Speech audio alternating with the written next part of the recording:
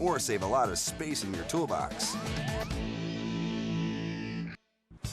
Next, how to make a motorcycle jacket the ultimate in street protection.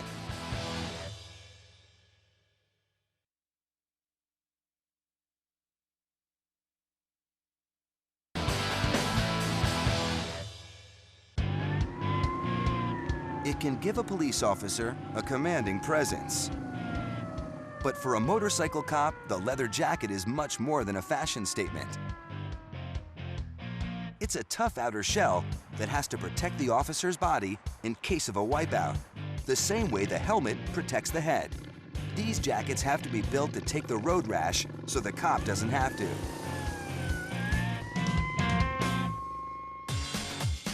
There's only one material that has what it takes to protect a motorcycle rider from a run-in with the pavement. And that's the thickest, toughest leather from a cowhide. And it takes 46 pieces of this tough leather, all hand-cut with cardboard templates and steel blades, just to make a single police jacket.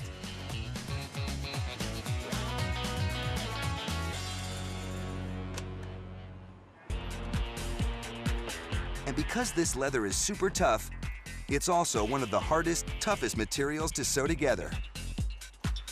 So stitching the pieces together takes a super powerful industrial sewing machine, a super sharp needle, and some super strong thread. The needle is made of high carbon steel, so it can punch through the leather without breaking. And the thread is heavy-duty nylon, not unlike fishing line, that stretches a little so the seams will give instead of tear. To match the toughness of the leather and the seams, the zippers that are stitched into the sleeves and chest are made of high-quality brass so they won't rust or wear out. And for even more protection, the front zipper is enclosed in leather flaps, so once it's zipped, it stays zipped. After the tough leather shell is together, more pieces are cut for the lining that goes inside the jacket. It's made in 2 different layers. The first is insulation for warmth against the cold and wind, and some added padding between the rider and the road. The second layer is a black polyester fabric that's sewn over the insulation.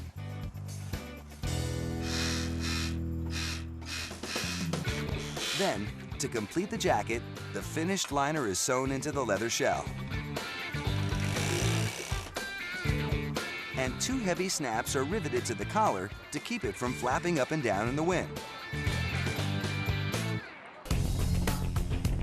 Then, a badge holder goes on the chest with 2 eyelets for the pin on the badge. A gun belt holder is sewn onto the bottom of the jacket. It's a feature you'll find only on a police jacket. It's so the cop can strap the gun belt to the outside of the jacket instead of around the waist. But even with the belt holder, this jacket doesn't really become a police jacket until the official police department patches are sewn on and the officer pins on the badge. Then, the leather jacket is ready to report for duty and serve and protect those who serve and protect us.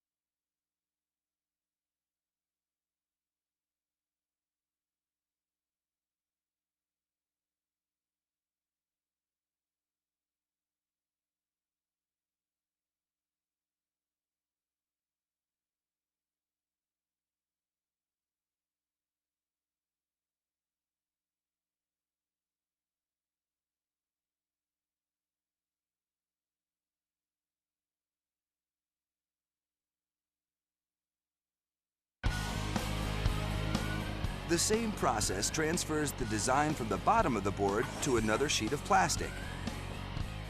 Only a stronger press has to be used to force the ink into the plastic.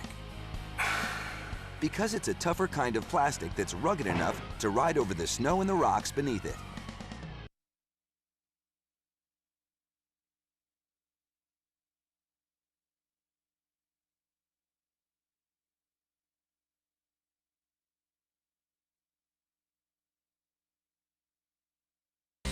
Once the tools are stacked, a rivet holds them firmly in place inside the handle so they can pivot out when needed and fold back inside the handle for storage.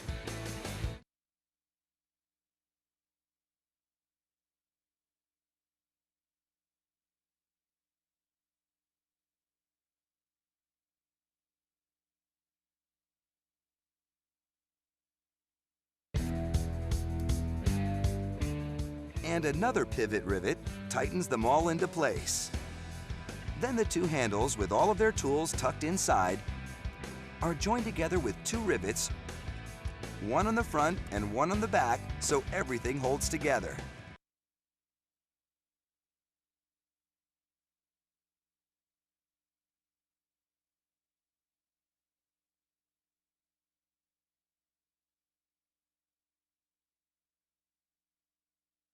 In a final stroke of genius, the nose of the pliers retracts between the handles when not in use and pops out when you need it.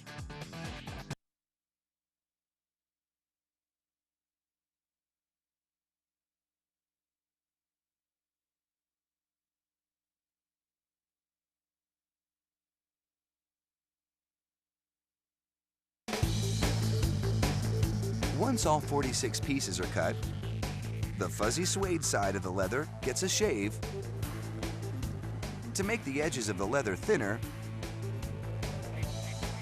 so it's easier to sew. A 4-inch grinding wheel that spins under the leather strips away the suede along the seam lines where the parts of the jacket will be sewn together.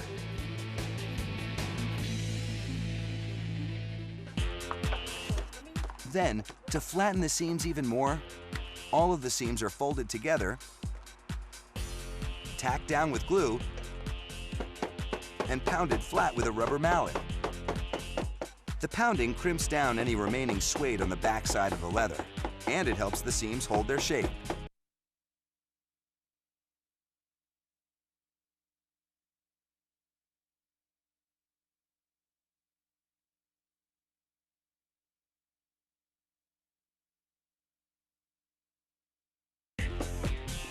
But otherwise, every seam is designed for a snug fit, because a tight-fitting jacket slides better across pavement, which is actually safer in an accident.